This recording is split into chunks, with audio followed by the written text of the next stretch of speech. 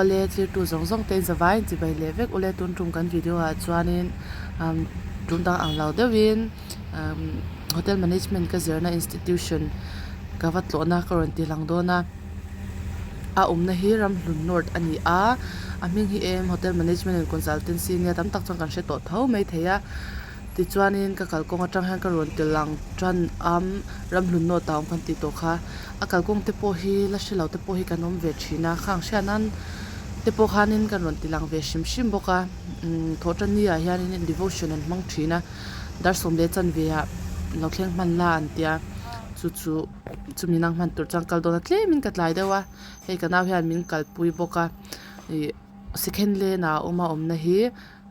bastan kalpel deuh han dinglama han chuk thlak na oma khilai khi chuk thlak na nia ta han kan chuk thlatlang kong pui khu kan zu po don ani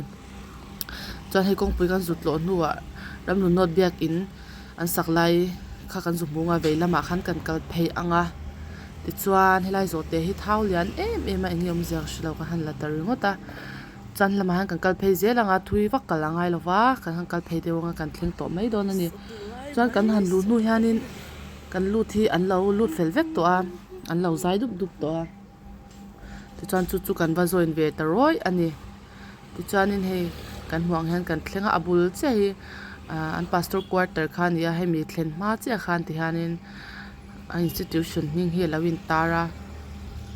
hai thei lo ani ber mai chumo ti chuanin kan thulut ver roi a kim na ani kan thu sia de pathan ta za ta mi som sa ko se amen ilo chung chai i chan tu kan so ma siram din sa thil thiu him chirin lo ngai thlang go sam samthum pasari na chang khada tanga chang til thalo ti tu te phagi ni tigla ngai du su la felo taka ti te chu o thek su lo vet agin a thukin an nom thoyanga nim shing angin an voi don si a lalpa churing la thil tha te ro heranga hian omla rin omna sel ro lalpa chunga chuan lom bok ro ti chuan ni thil lung du so ti chu ape ang che yong dan tur chu lalpa chunga hat la ama churing la ama na ti fekang a ti thleng ni sel pa kan sa tan ni so sa thlo se lo tong trai ni man thu ka so re don lo wa chumi ma in introduction toi te kan nei sim sim anga no voina kan guest te still what allowing sila yung siya Magdalena and vocals kanya voina aside to rin au physical tour kachian pa ni nangin zai ve sim sim ro katia chuan adult lea tu omi loading le sila ani hi naktu ka thok thale hal tur ania longa thok tu na cruise line na thok me kania I anaw hi loading ve him sim sela voin chu kan phui sui ni o mina miron troyom ho kan ding sim sim theu le lo me chu le nimina anni ho hian special ko ma turtanga chu hun thadeu kan han manga praise and worship ang sigan kan han nei puya rinai aims student ho in lo nep lo khop mai lan chuaya eng kim man tia lom thu soina li ra ni kan don nakina po anexa po kan ti zela chuanin kan po ruak te nom sok na thu ka soi don tho ni steward inside the so put there put there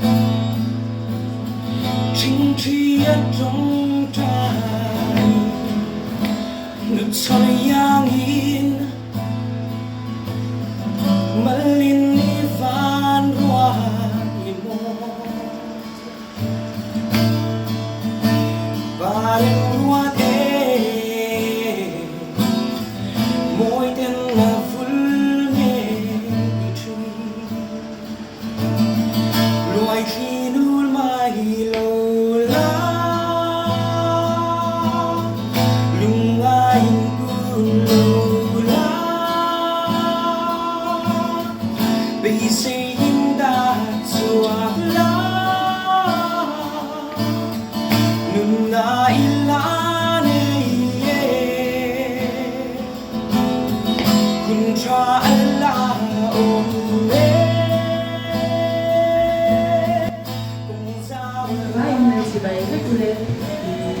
chú là đủ ông yên ya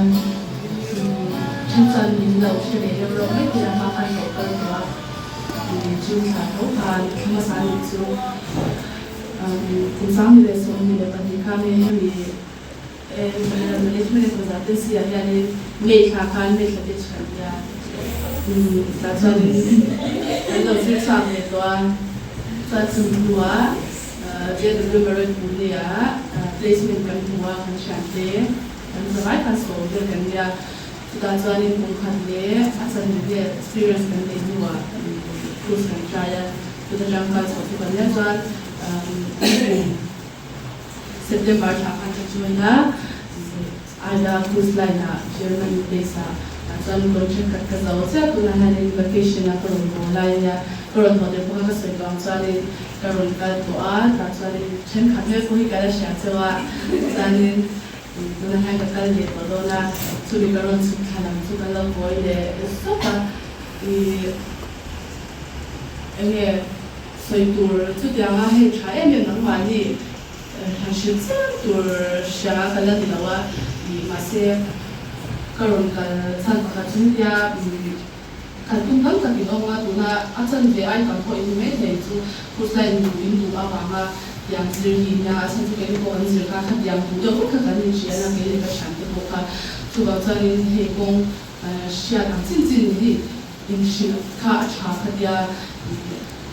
ve bulan ta mo te ko hai lau nei ve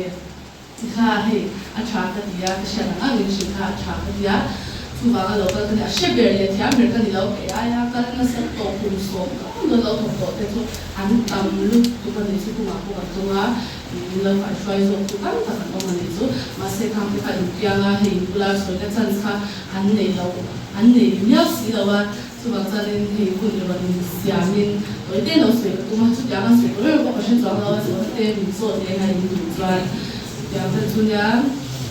chan ni cái sự đó nghĩ là đủ ông đi cần nhà cho đủ ông đi mấy nhà cho nên khó rồi qua cần nhà cho nên ôi cái sản phẩm là cái đó là cho mình mình xả cái nó mình hát sẽ ra về mấy ngày là em chỉ nó về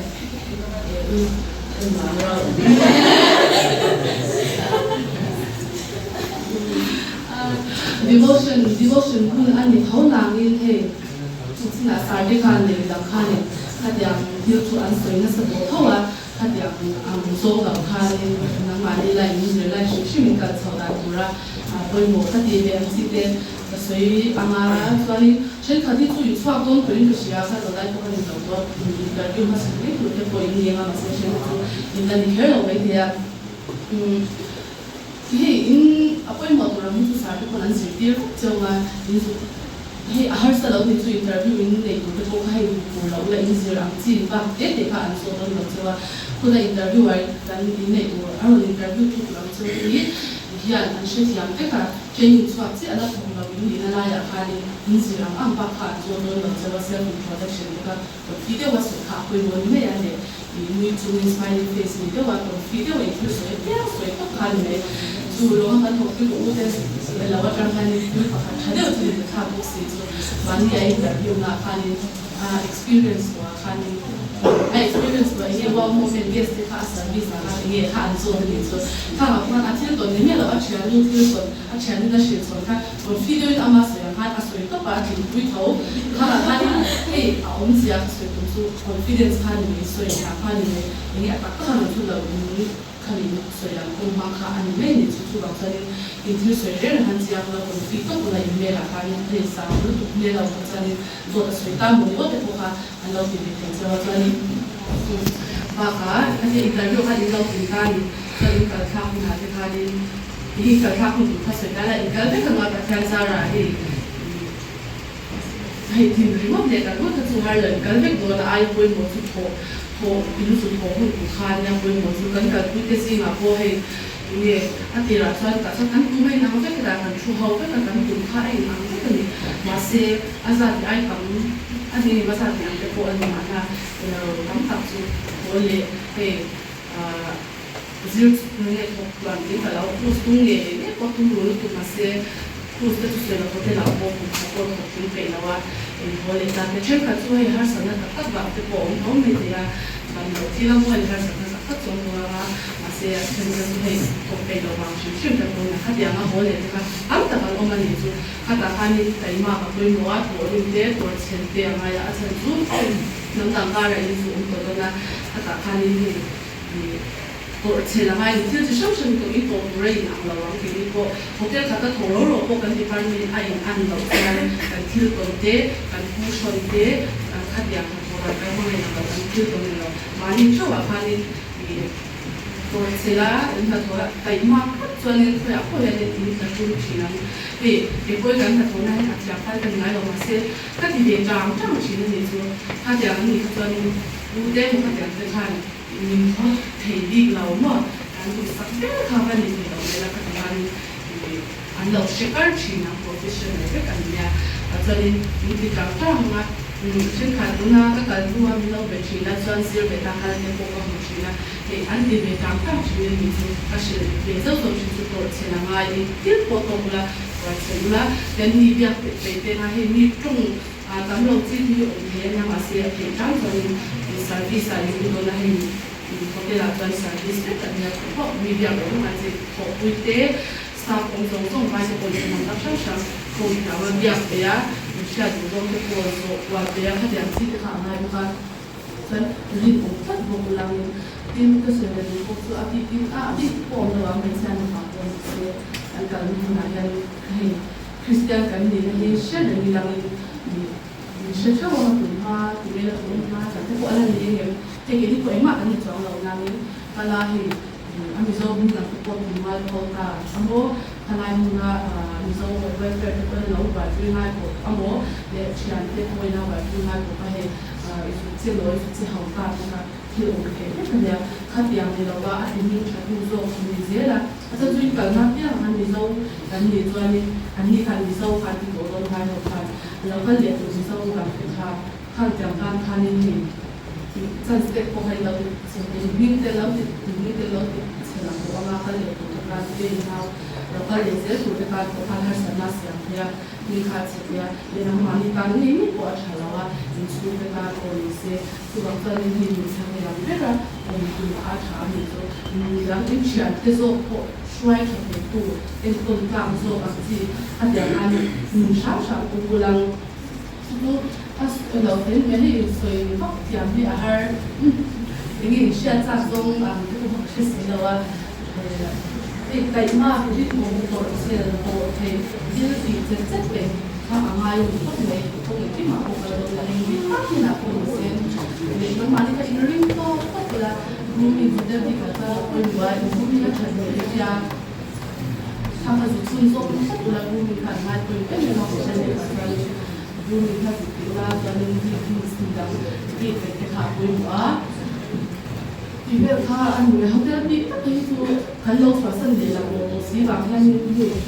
ขันสวยสุดไม่ตัวเดียวไปหมดแต่ตัวนั้นไปหมดที่ว่าเป็นข้าเชื่อตัวเลยไปหมดที่สุดที่สุดเป็นที่บ้านเราคนนี้เสร็จเอฟเดนดีที่ที่เป็นที่เสียตัวกันเนี่ยมาที่สุดเบเวอร์ที่สร้างที่เชื่อที่เป็นเบเวอร์ที่ทำให้เราเป็นเซอร์วิสเราได้รับผลอันนี้ให้อันนี้มันทำให้เจอเบเวอร์ที่ทำให้ตัวอุลตร้าดีตัวเบเวอร์ที่ค่ะ如果当做一条命的掉入阿明法庭，那就学了为的，会摸出 origin 的，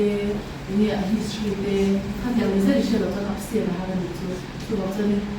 training 的管到比如说5是哪个 training 你先把8的 training 的把他的0ไปอุลัง4อุลังน้ำมันที่ท่านเรียกว่าเราฟังกันถึงเราคืออัน0ไปแล้วตัวนี้สุดชีวิตนะเลจเกนจับอย่างตัวมาการสร้างที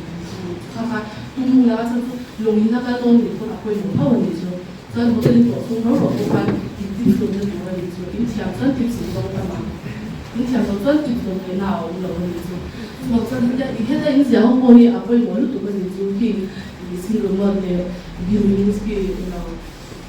好可以啊，可以我都做么，所以国电是跟爱嘿，RCP 也可以我都做问题说。RCP 也会我外国 origin 也会我 definition training 啊，甚至5:30那这里啊，我们这是啊， order din thằng ba ngay sẽ ôi hồi mu khảo ơi đi chứ thì có khảo ơi thì ba mua trong mà cái bộ in lắm vì anh ấy thì mà sẽ rồi là phát số thì vấn đề cả hai cũng là dám lâu lên sự cần là bộ trong suốt bộ là trong suốt bộ là rồi in làm cái gì làm rồi là mình lấy số là vài trong các nhà cũng nghe bộ là lúc mà bộ cái gì là vài trong nhà quê bộ này nó phải vài là tầm được vài khám hồng khám thật cái gì mà nó chỉ quê bộ có thể đi học xung quanh đi xem quê bộ vài trong các gì là rồi hay những gì họ thì sẽ cũng rồi nhà quê bộ này cái gì là Sparkling wine so ingin di tepo ha koi mo ene ma red wine certified wine ki spirit sauti koi mo ene mo ga spirit ka koi di sham sham o ni tumo ba ka interest bulang F&B ni tuan housekeeping tepo hi atha ene ma lo tu to na ko san sa tha tu tepo sama jadi ama hi he tanya ka se room 25 de riwo ta si ani la wine tu ta ko shi ene mani ko ha chaก็ยังอยู่ในโปรแกรมวิลาถูกไปอุลานามันกันอัชาเบกอันเทชาบีกับองเราที่อัชาฟาลีนั่นเองนะคะองเราว่าเอาเซฟโรกับพิเศษที่จูให้อัชาเพื่อวันนั้นเราหนุนจันฮาร์สันดีว่าผู้ที่เรามังเราลงดีกับจันว่าจริงครับว่าก็สื่อตรงแบบประเทศเราทำในงานสดตัวมีในส่วนนี้ถ้าแต่ท่านเป็นต้องพิจารณาการโดเป็นมีสดต้องทานหมดยังสวยสวยจนเราเด็กชุดนี้มีนี่อันนี้ที่จุกกระชากเขาเพิ่มภาษาคานออกมาเวสเทอร์โซฟาที่นี่กันตัวชาตินี้ก็มีแต่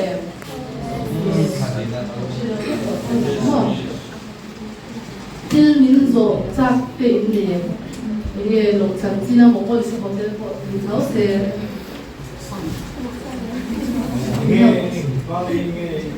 ก็ที่บ้านเนี่ยก็ใส่ใน F&B ที่บ้านอยู่กันยา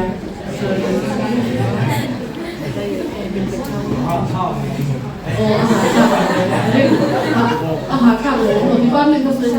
ที่บ้านเนี่ยเงียบโทรมาเจอเอ็กโคหาผมไม่ถูกแล้วเนี่ยเชื่อถือว่าจะคุ้มกันดีกันไอ้ที่หาข้าวหลงเจอเองโซ่ขาหาทางเอ๊ะ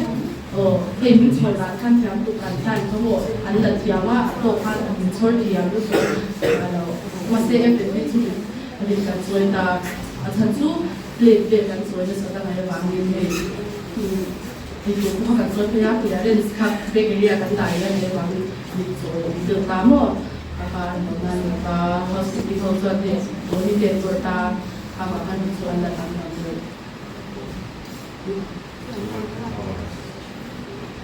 jadi misal dia lo pasal kan siapa kemana minta hey kesal kesal siapa yang lo pencinta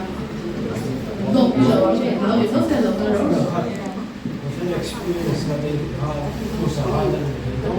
oh bukan kami minimal experience ni apa yang mana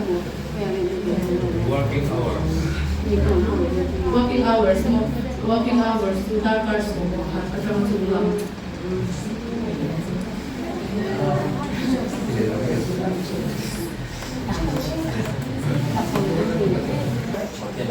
hotel là cho nên off không là thân suy off xong rồi là hotel ka anh không rồi mà Sunday có cái không biết cả mà sẽ Sunday off này là mình manager mình về thế mà cái chuyện thì nó cũng có off sang này mà sang Monday Tuesday Wednesday anh chọn giải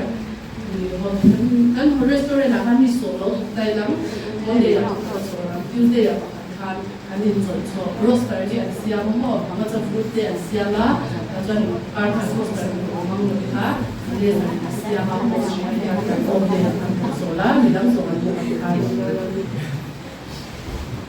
ai na lo to mo hotel restaurant na te la ko ni check kada to ni ni kapten yang ten thana ni lo so china pa se ke phone bi ka so ko ya phone lo ti la ni ran ra kan chama ni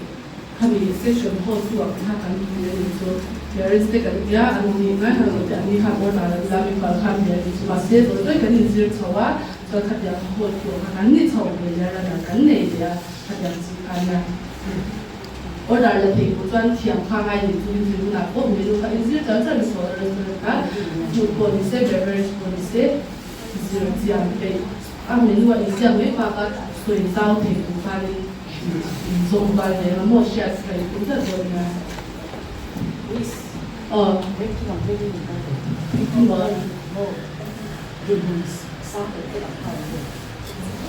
Din ko na rin. O, tala.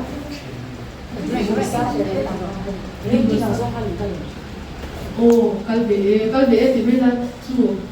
Parang na kanya, section holder, kani kasarin, ni nang halong na section tuan section holder kasukan kasang bedo ka sa tu kanso niya bang le senior ko ba? So ni so tuan executive o mo. Tu kasoy ang tuan pidana inang law, hotel siyang akal kuma inang lawa. Ano ito supervisor di amin tuan onta, supervisor tu ani bedo ya tu ni so tuan assistant manager din ni tu ni so restaurant manager din katakpan. Kasi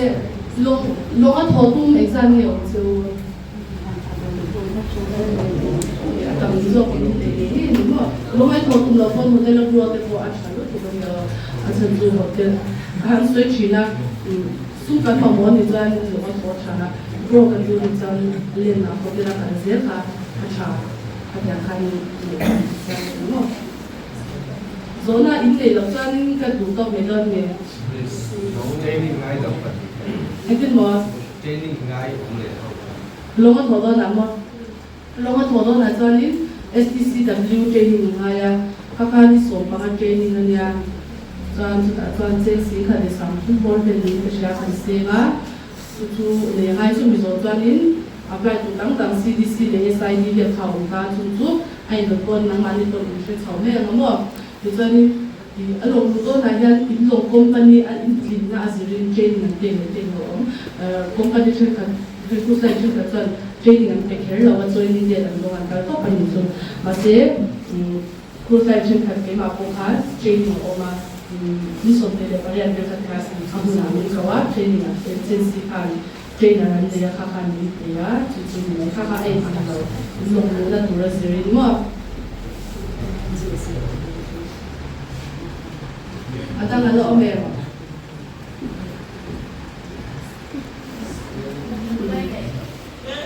Mo? Alam mo, kakana sa layan kan siya din mo. Alam mo, masak ka sa din, ang kada ba, ito yung kanyang yung liang may pa, chuk ko po. Kasi kung kada may naman ang siya din.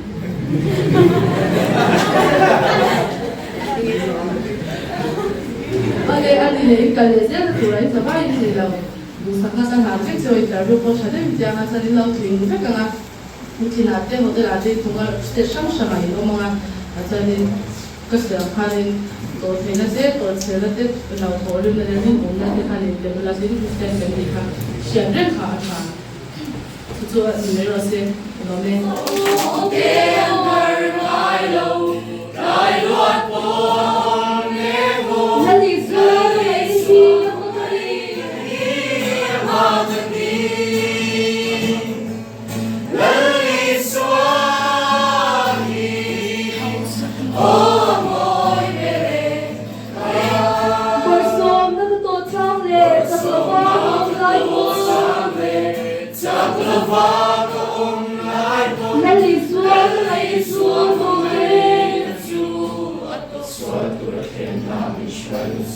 Olet chan devotion te lo zo nuwa thalak ho na nei kan tuma wangin hei thutna te handrem sanga an felhlom em ani ti ha kan soiman le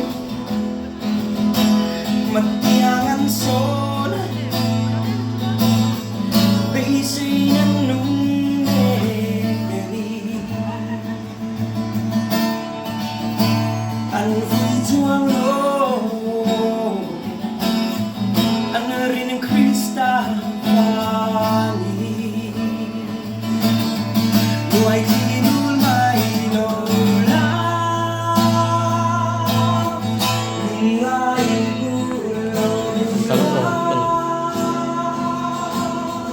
Basic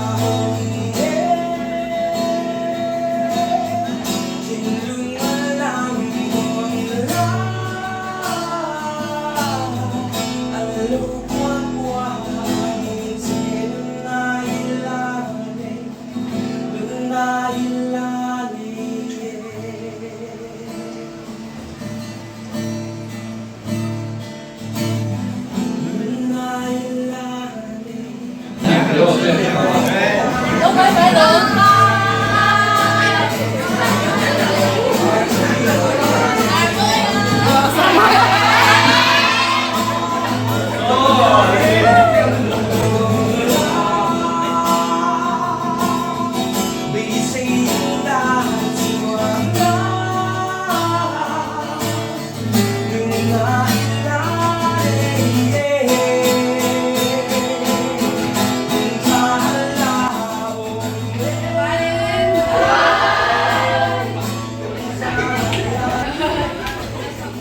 ole hun te ka han man zo chonula mate ti tur te kalani awangin kan ho me to dona hetiang hun tha kan hi kalom em a ti chuanin ro pui tak soi tur nei lo mai line an lo lok pui nge ka be se ngai thla tu zong te pole min lo thlir sak tu te pon lo lok pui nge ka be se bye bye vek ule